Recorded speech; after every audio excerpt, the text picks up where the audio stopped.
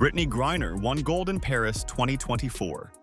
She was on the podium, jersey on, flag raised.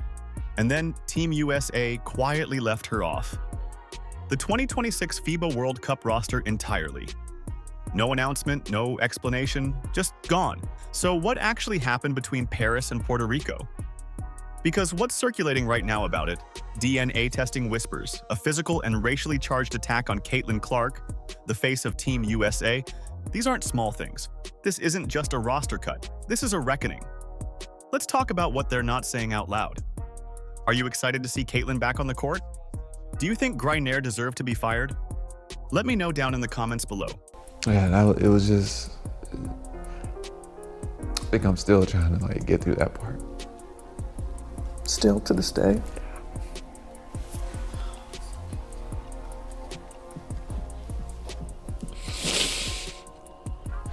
I try to give myself grace. Everybody says give yourself grace. It's so hard for me to do that. At the end of the day, it's my fault, and I let everybody down. Picture this.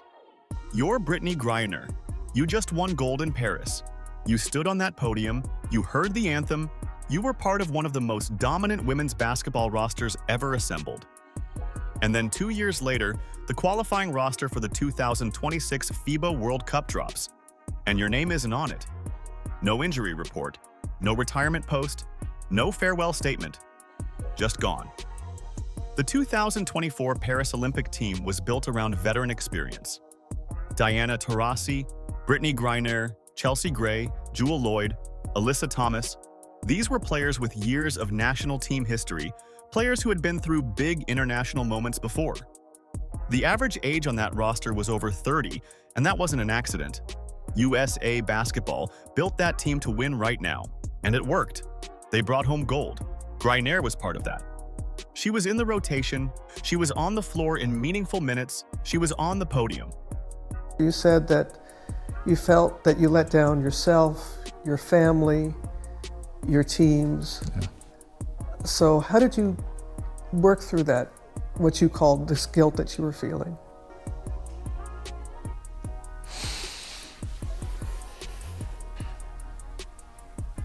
I don't think I really gotten through all the way that I didn't let down, everybody in my family. And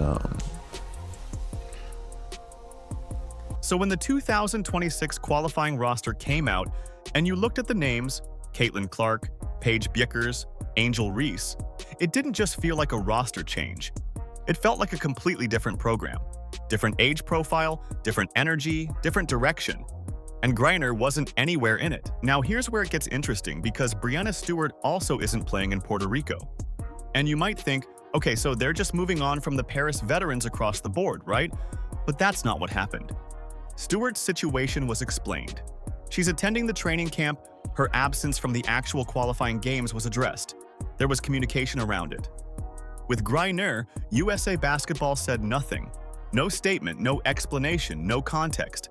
Just a roster without her name on it. That silence is doing a lot of work here. Because organizations don't go quiet about roster decisions for no reason. When you cut a player who just won you a gold medal and you don't say a single word about why, that's not an oversight. That's a choice. You stay quiet when the real reason is something you'd rather not have on the record. So fans started talking, and the questions got louder fast because the timing lined up with things that had been building for months. Things that had nothing to do with Griner's post move or her rebounding numbers. The conversation wasn't about basketball at all. It was about everything happening around it. And this is what makes the Paris to Puerto Rico gap so significant. This wasn't USA Basketball going young just for the sake of going young. They didn't clear the board. They kept who they wanted to keep and they quietly left off who they wanted to leave off. The players on this new roster, Clark, Bueckers, Reese, these aren't just young players. They're the most visible, most marketable, most watched players in the women's game right now. USA Basketball knows exactly what it's doing with this group. Griner not being on this roster isn't a footnote. It's a deliberate signal about the direction the program is going and who they want attached to it. And the fact that they made that call right after a gold medal without any public explanation tells you the reasons run deeper than whether she can still compete at an elite level. Because performance would have been an easy thing to say. We're going in a new direction athletically. That's a clean public answer. They didn't even give that. And when an organization won't give you the easy answer, it's because the real answer is something else entirely. But we have heard nothing from the WNBA, absolutely nothing. Brittney Griner elbowing Caitlin Clark in a crazy way and then calling her a trash white girl. And Brittney Griner has not commented, which I find significant. I've watched that video countless times, and it sure looks like Brittney Griner says, fucking white girl. The WNBA should investigate Brittney Griner's seemingly uttering profanities about white girls. Let's talk about the other thing people are saying, because this one has gotten loud, really loud, and it connects directly to why USA Basketball may have felt like they had no real choice here. The DNA testing rumors around Griner have been floating around for a while, but they picked up serious traction after Paris. The basic claim is that questions about Griner's biological eligibility, specifically around gender verification, were being raised at the international level, not in the WNBA, internationally. And that's a really important distinction. Brittney Griner is, in fact, a man. FIBA doesn't operate the same way the WNBA does. The international governing body has its own frameworks around testosterone levels and biological classification that the domestic league simply doesn't apply. So a player who competes without any issue in the WNBA could walk into a FIBA tournament and face a completely different set of questions. Different rulebook, different standards, different scrutiny. Flag you. Brittney, let me see something real quick. Brick! Thank you! Get the fuck! Get the hell out of here, yo! Yo! Jab stepping, it's a brick. Swing and a miss! Oh! Yo, I ain't gonna fake it right now. That this person is not a female. Firstly, because this was actually posted to Brittney's personal Instagram. The specific rumors circulating in fan communities and media spaces involve Griner's past top surgery and questions about biological testing. These things are unverified. Nobody has come out with documented proof. But here's what matters. These rumors have been persistent enough and widespread enough that they stopped being just internet chatter and started becoming part of the actual conversation around her international future. That's a different category of rumor. That's one that organizations have to pay attention to whether they want to or not. That this person is not a female. Firstly, because this was actually posted to Brittney's personal Instagram. And when it comes to Instagram, they use a combination of like AI detection and plus manual surveyors, but specifically the AI detection to make sure that no explicit content ends up on the platform. So clearly whatever AI detection system was used when Brittney posted this and it stayed up for 106 weeks was not like, oh, this is a bare female chest, we have to take this down. It obviously assumed that Brittney was male. And here's where it gets interesting, because USA Basketball doesn't have to believe the rumors to respond to them. That's not how risk management works at this level.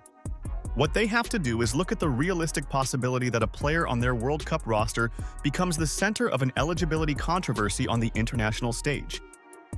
And then they have to decide whether that risk is worth carrying. Think about what that scenario actually looks like. You're at a FIBA tournament, the whole world is watching, and one of your players gets flagged or questioned over eligibility. That's not just a problem for that player. That's a headline that follows the entire program. It pulls focus away from the basketball, away from the wins, away from everything USA Basketball is trying to build right now. That kind of story doesn't go away quickly. Brittney is a weird case. He's a man, yes, that much is obvious, but not in the way that you think. He isn't trans. He's a straight cis male who was raised as a girl and given a girl's name by his parents. His mother is the insane one. She forced him to live as a female right up through high school, filled out all of his paperwork, including BC as female, and kept the charade going. So when you frame it purely as risk management, and that's reportedly how it was being framed internally, the DNA testing rumors gave USA Basketball a second, completely separate reason to make the call they made. The conduct stuff was one lane. The eligibility question was another lane entirely. And both of them were pointing at the same outcome. Now, whether the rumors are actually true almost doesn't matter from a strategic standpoint. What matters is that USA Basketball was reportedly unwilling to walk into Puerto Rico carrying that uncertainty. And then beyond Puerto Rico, into a full World Cup, with that question still hanging in the air.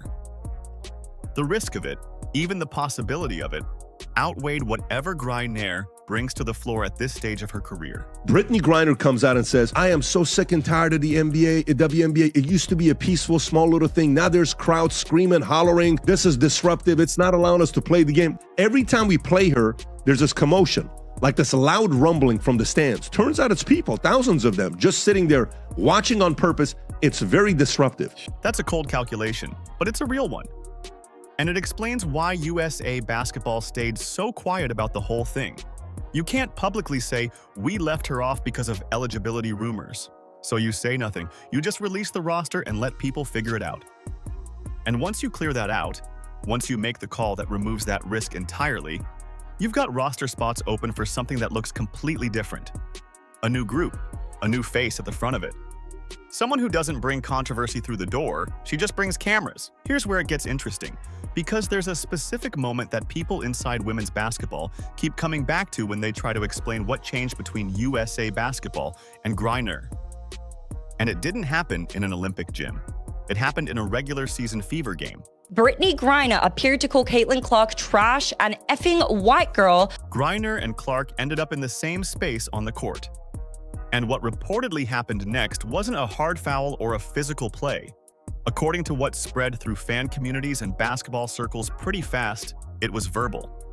Griner allegedly called Clark a trash white girl. Not chirping, not competitive trash talk, a racial attack, direct, pointed, and caught on camera.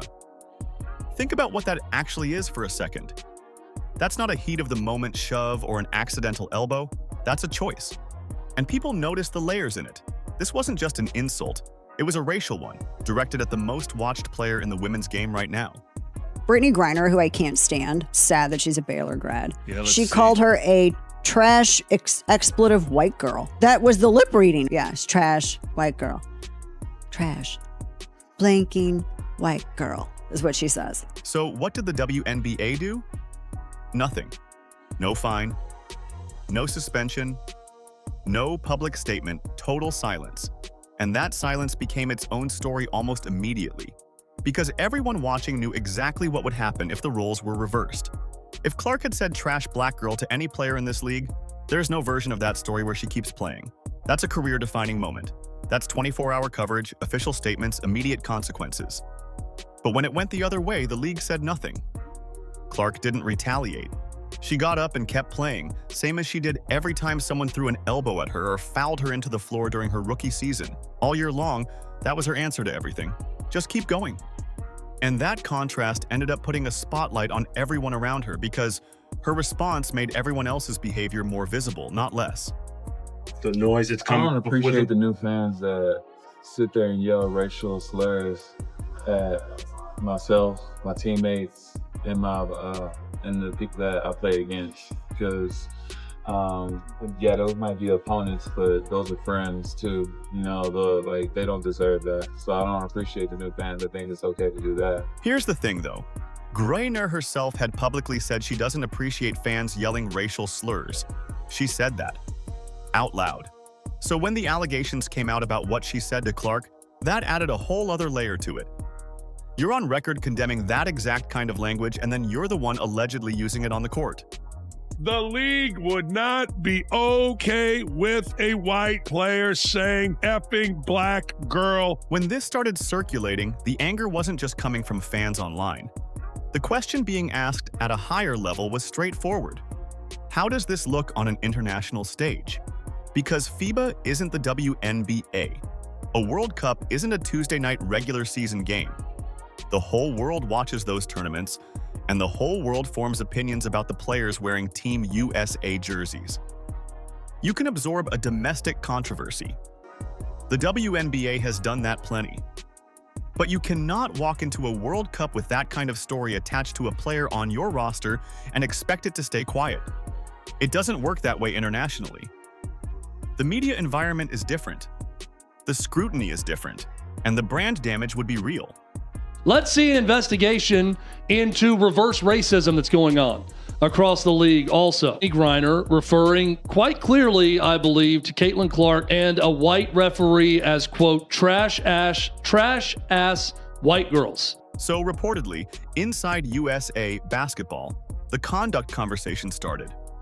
And the way it's been framed in the circles talking about this, the alleged racial attack on Clark wasn't just a headline that came and went. It reportedly became one of the specific, documented reasons USA basketball used internally to justify the roster decision. It gave them a conduct-based reason. Something separate from basketball ability, separate from age, separate from team direction. A reason about character and what you want attached to your program. The WNBA wouldn't make the call, so USA basketball made it themselves, and they did it without saying a word publicly about any of this, which, given everything running in the background at the same time, probably made sense to them. I love watching her score and just everything about her. They went the extra mile just to watch her play here. This is great news for women's basketball, period. That's nice. And she was shooting the shit out of it. Of course she was. Right, so she was shooting the shit out of it. And she's the face of the league. Agreed. She's the face of the league. Agreed. Just have nothing but great things to say about who she is as a person. Just so welcoming and so warm as an individual that she can have a conversation with anybody. She's cut from the same cloth as me in that regard. You know what? Us Midwesterners, we tend to just, accept everybody with open arms. She was so kind to my family and everyone in the suite when she came to KC. So huge fans of Caitlin Clark. It is a mad situation just all around when it comes to Caitlin Clark. Now, are you ready? Because this is the part that actually matters going forward. Clark was left off the Paris Olympic roster entirely. Fans were furious about it almost immediately, and honestly, looking back, it was hard to defend that decision. She was already the most watched player in the women's game. And now, 2 years later, she's not just on the 2026 roster. Kara Lawson and USA Basketball built the whole thing around her. Just remind myself who I am and what I've been, and I didn't lose that, so just continue to do that. Clark, Buchers, and Reese all making their senior national team debuts at the same time isn't some happy accident. USA Basketball doesn't do things by accident at this level. This is them saying, here are the faces of this program for the next decade. Here's who we're building around. Here's who we want the world to see when they watch Team USA. All three of them, in the same jersey, at the same time for the first time. That's a statement. But here's where it gets interesting because Clark isn't walking into Puerto Rico from a position of momentum. She played only 13 games last WNBA season. Groin strain, bone bruise in her left ankle. It was a rough year physically, and it kept her off the court for about 8 months. So her debut in Puerto Rico isn't just about making the team. It's about proving she came back at the same level, in front of a global audience, after the longest stretch of her career without real competitive basketball. I think that was probably almost, played with my mind even more than knowing I was going to be out for a set period of time. I was always trying to come back. And then I'd get hurt in another way. And then, finally, obviously shutting it down, I've had a good, 6 months or maybe more. And I think the first USA basketball camp was a great checkpoint for me. And I felt really great. Honestly, I was impressed with how with it I felt. Sometimes I felt like it maybe would take me a day or two to really get my first step back, but I felt like myself out there. So just relying on that. And she even said it herself. It'll probably take me a second to knock a little bit of the rust off. I'll probably be a little bit nervous, which I usually don't get nervous, but that probably comes from I haven't really played basketball in a while. Clark doesn't say stuff like that. She's not a player who talks about nerves. So the fact that she acknowledged it says something about how real this moment is, even for her. But that pressure is exactly where Clark has always been at her best. She didn't shrink in March Madness when the whole country was watching. She didn't shrink in her WNBA rookie season when players were fouling her hard every other possession and the league was barely calling any of it. Every single time the moment got bigger, she got better. Puerto Rico is just the next version of that. Yeah, it's definitely been a while since I played a game. And obviously I played in the camp we had in December, and then, doing everything I can to simulate as much live play in training and pickup and things like that, but nothing will quite emulate this type of environment. So I think it'll probably take me a second to knock a little bit of the rust off. I'll probably be a little bit nervous, which I usually don't get nervous, but that probably just will come from, I haven't really played basketball in a while. So I'm sure after the first minute of running around on the court, I'll be just fine. And the roster around her makes this genuinely exciting. In a way Team USA hasn't been for a while. Clark, Bjekkers, and Reese are 3 players who bring massive audiences with them everywhere they go. Lawson said it directly. They bring fan communities that follow them everywhere they go. And on top of that, they actually want to compete together. There's no tension there, no awkward dynamic. They're excited about this. Lawson is running this program all the way through the 2028 Los Angeles Olympics, so Puerto Rico isn't a one-time experiment. This is the foundation. This is what Team USA is going to look like for the next several years, and it starts now. The other thing worth noting is that FIBA ball might actually suit Clark better than the WNBA does. More space on the floor, different defensive rules, a pace that fits her shooting range and court vision. There's a real argument that the international game is where her skill set looks even more dangerous than it already does domestically. But more than anything, just really excited. I know how much work and how much time I've put in to make sure my body's as healthy as it can be, and to get back not only to a point where I feel like I'm myself, but I feel like I'm even better than, where I was at the beginning of last season. And I started off the season really well before I was hurt and tried to play through being hurt. So more than anything, just excited to be out there, be surrounded by a lot of really good players, and, do whatever I can to help us win. Clark has talked about dreaming of wearing that senior national team jersey since she was a teenager. She had the World Cup and the 2028 Olympics circled a long time ago. Puerto Rico is the first step in all of that, and USA Basketball just handed her the keys to the whole program. None of this happened because Clark campaigned for it. She didn't lobby anyone. She didn't complain publicly when they left her off the Paris roster. She just kept playing, kept performing, and kept showing up at the highest level every single time it mattered. USA Basketball watched that and made their call. So watch Puerto Rico, watch Clark, Bjekkers, and Reese pull on that jersey together for the first time. Watch what this program looks like when the right people are running the floor. Women's basketball doesn't get bigger than this right now. Are you excited to see Caitlin back on the court? Do you think Griner deserved to be fired? Let me know down in the comments below, subscribe, and turn on all notifications so you never miss out. Click the video on the screen, and we will see you in the next one.